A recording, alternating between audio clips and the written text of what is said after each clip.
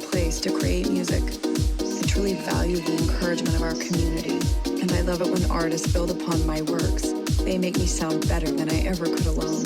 Sharing with others has opened many opportunities for me. Thank you, CC Mixter.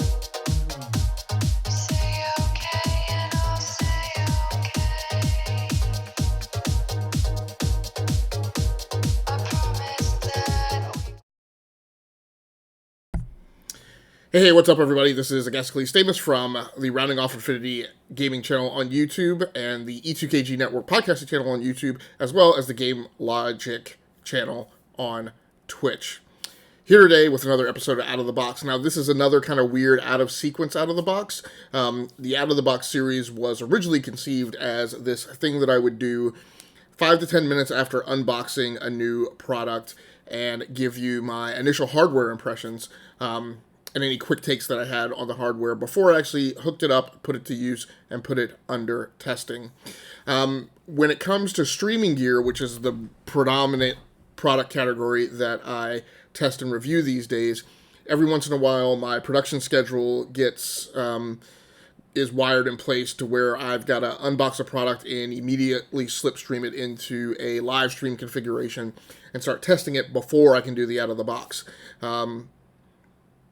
So that was the case with this device, and today we are talking about the Hauppauge HD PVR 60 Pro. Now, you're going to find this listed someplace as the HD PVR Pro 60, I think is what is actually on the box. Yeah, I guess I originally found it listed as the HD PVR 60 Pro, and that's what I still refer to it as. Now, I have been amazingly surprised and impressed with this capture card. I've tested two other Hauppauge capture cards before, one of which is this one, which I still use in my setups, the HD PVR Rocket. But the HD PVR Rocket has performed sporadically at best, and is not one of my favorite capture cards. It should be. It's one of these little portable things that is designed for you to not only be able to use it in a live stream studio, but also take it with you on the go in case you are out on travel with a gaming laptop and want to still do game captures. One of the principal problems with this device and devices from Hauppauge in general, as well as devices from AverMedia, is that they bundle their drivers with their proprietary capture application. And so in order to get these cards to work, you have to download Hauppauge HD game, or Hauppauge Capture, I think it's called. And with AverMedia, it's their RE Central application. Whereas Elgato, if I'm not mistaken, actually has discrete files with drivers and then their actual Game Capture HD software application. So you can download just the drivers and utilize that if that's all you need, if you're going to use a different capture application. Those drivers are bundled the same way with the HD PVR 60. However, they actually work. So here is my review unit. I have already used this for several live streams. Actually, I had this in place and used it for about 2 weeks straight, which is pretty unusual. I'll be sure to post some links in this video to those live streams that I did using the Hauppauge Game Capture. Let's go ahead and take a tour around the hardware and talk really quickly about my impressions of this device. So this device, number one, doesn't necessarily win any design rewards for, looking cool or having big gamer cred or anything. The AverMedia devices have a lot of red and black and kind of look neater if you're taking a still photo of your streaming setup, which for whatever reason is a thing these days. So there you are. Doesn't really matter that much to me, but I thought it would be prudent to mention. Right on the top of this card, now this card also is capable of acting as a standalone device, so it can record directly onto the device with removable storage, or as a live stream device. And so, right on the top of the card, you have a little push button, and that's if you're going to use the Hauppauge Capture software application that will start it recording and feeding to that application, but it will also start it up recording onto its local onboard storage if you're using it in standalone mode. Now on the front panel, you have an SD card slot, so you can use secure digital media. You have a capture hardware button, something that I still like when they have them on smartphones, but not many of them come with them. But I also like this when they have these on capture cards, non sequitur. So you can just push this button and get a screen capture and send it directly to the SD storage card on board. I don't know exactly what is the maximum size that it supports or speed. Generally, all the SD cards that I have for any type of production are at least 10x cards or higher. Now, this is the killer feature that I always call out, and these are my preferred types of capture cards to use, are ones that have these front panel 3.5mm ports, because essentially that means that the device essentially has an audio mixer integrated and onboard the device. So here you can see that it has ports for a headset and for a game controller. So what you would do with this device is, if you're playing with your Xbox or PlayStation 4 controller, which I don't unfortunately have with me, you would send it into this port. That will take the in-game audio and send it into the capture device so that it can send it over to OBS. Then you would connect your headset to this side, and so what would happen is, for your game experience, you would be getting audio from your game controller into the capture card and then into your headset. Then for your in-game chat, the capture card will do a pass-through and send your mic audio over to the controller so that it can make it over to the console wirelessly to go into your party chat. So this solves the classic problem that a lot of us streamers have, where we're constantly monkeying around trying to figure out, hey, I'm trying to both do multiplayer and live stream, and I don't know exactly how to get my party chat into my game capture or my live stream.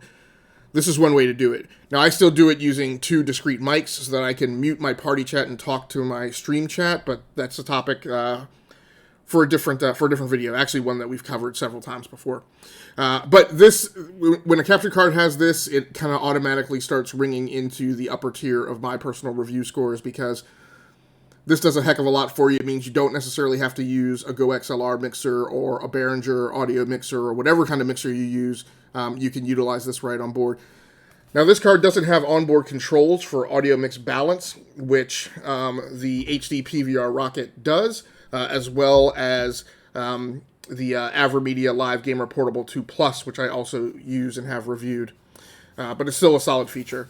On the side here, you actually have hardware switches to set it in a PC-only mode, or standalone mode versus PC. You can see here I have it set in PC mode, which was the way I most recently used it. And you can set it to iOS mode so that you can do game captures from an iPad.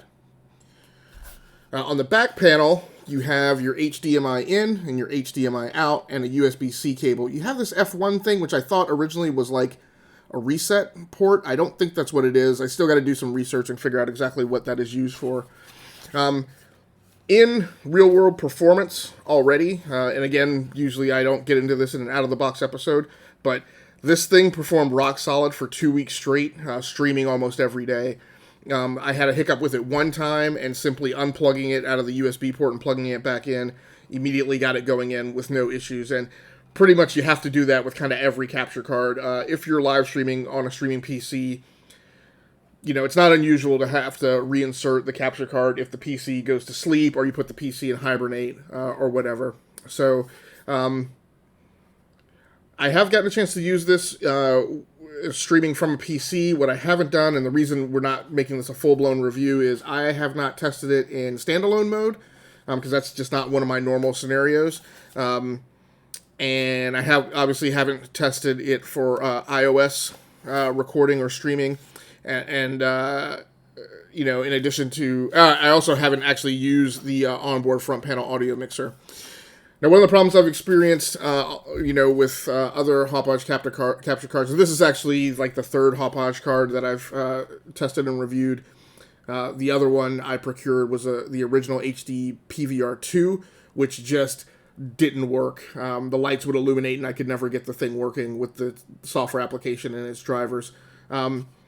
But what you have to do with this one when you're trying to set audio levels initially is you have to actually go into that HD or Hauppauge capture application, because once you what you're not recording in that application, there's certain control features you don't have access to and aren't replicated with any onboard physical control. So, of course, everybody would start texting just as I'm recording the video. So, sorry about that. But I'm probably not going to have time to edit that out. I'm sure it'll be okay. So that's my only concern, is that in order to use this front panel mixer port, I'm going to have to open up Hauppauge's application, which isn't horrible, but isn't great. Certainly isn't as welcome and familiar as OBS is. But I may check those things out. I may eventually just say I just don't have time to swerve out of my normal production schedule to get around to testing those items. And so I may make a judgment on this that is short of checking out those specific features. But in the meantime, if you have any questions about this card, please let me know. If you want to hold on for a second, I think this card is about $170 on Amazon right now. I'm not absolutely positive. I'm sure I could shut the video down and check, but I'm just going to go ahead and check right now, because it hasn't been that long since I ordered the thing.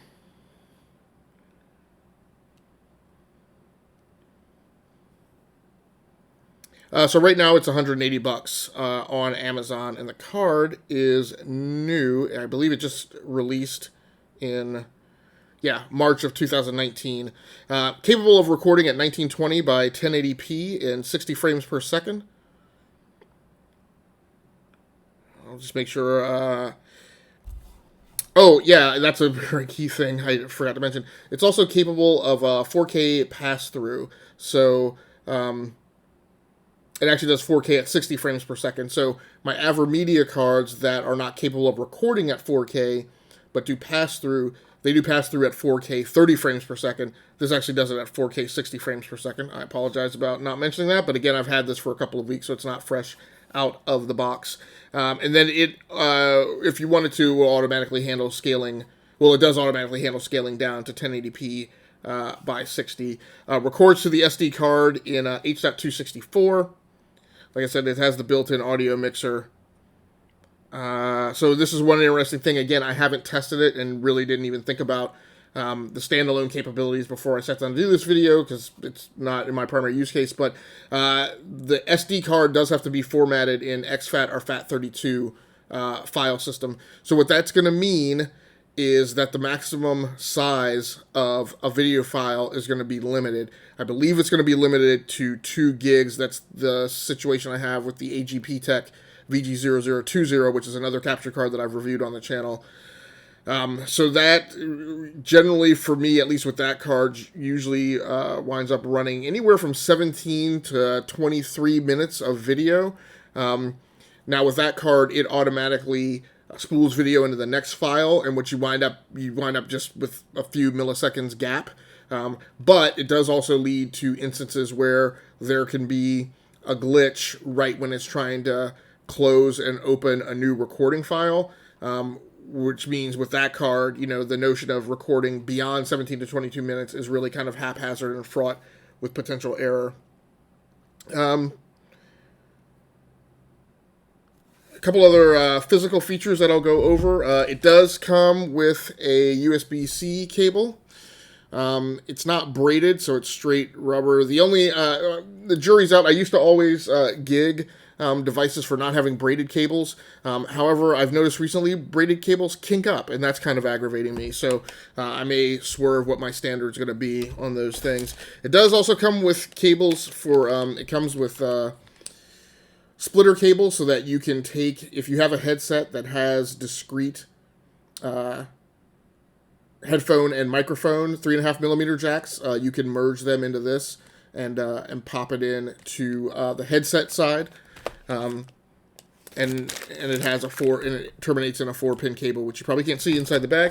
And it also comes with another 4-pin cable for running to your controller. Again, just so you know, now on my AverMedia Live Gamer Portable 2 Plus, what I actually wound up just buying myself is I bought 2 6-foot 4-pin male-to-male 3.5mm cables, because typically where I sit for my console, I'm way back off the TV. and so the capture card sits on the desk or the entertainment center with the console.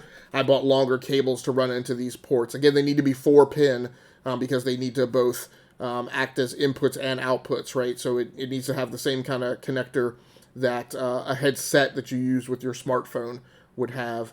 If you only rely on the cables that come with it, your mileage may vary if you're using a setup where you kind of sit back way off of the TV. That's pretty much going to do it for this version of Out of the Box, again featuring the Hauppauge HD PVR 60 Pro. Really happy with this. Even if I didn't check out the other features of this, this is a rock solid card. I have a thing now that I call my high reliability streaming list, which is a limited selection of hardware that I've tested over the years. This one is on it as of right now. I want to get through one more round of testing with it to see if it sticks. And that high reliability award list is kind of when I'm setting up for a live stream and I run into a problem or a defect with a piece of equipment. It's this limited set of gear that I reach for as a quick swap out and replacement if I don't have time to dork around with troubleshooting something. So if I were hooking up an AverMedia card or an Elgato card or something and it wasn't behaving properly, this would be one of the cards that I would reach for to quickly do a hot swap and get my live stream up and going. Like I said, that's after one singular round, 2 weeks of testing. I'm going to go back and do some additional midterm testing to make sure that it sticks. All right, that's going to do it for this episode of Out of the Box. Thanks once again. My name has been Agasically Stamus from the E2KG Network podcasting channel on YouTube and the Rounding Off Infinity Gaming channel on YouTube, as well as the GameLogIQ channel on Twitch. If you have any technical questions ever about this card or anything else, feel free to hit me up. If comments are enabled, do it on the YouTube video. If they're not, hit me up on Twitter or just pop over to the Twitch channel and swing through and hang out and ask me some technical questions. Until next time, happy hunting. Take care of yourselves. Stay safe out there. Play the games that you like and stream the games that you love. Until next time, good afternoon, good luck, and good gaming. I'm out.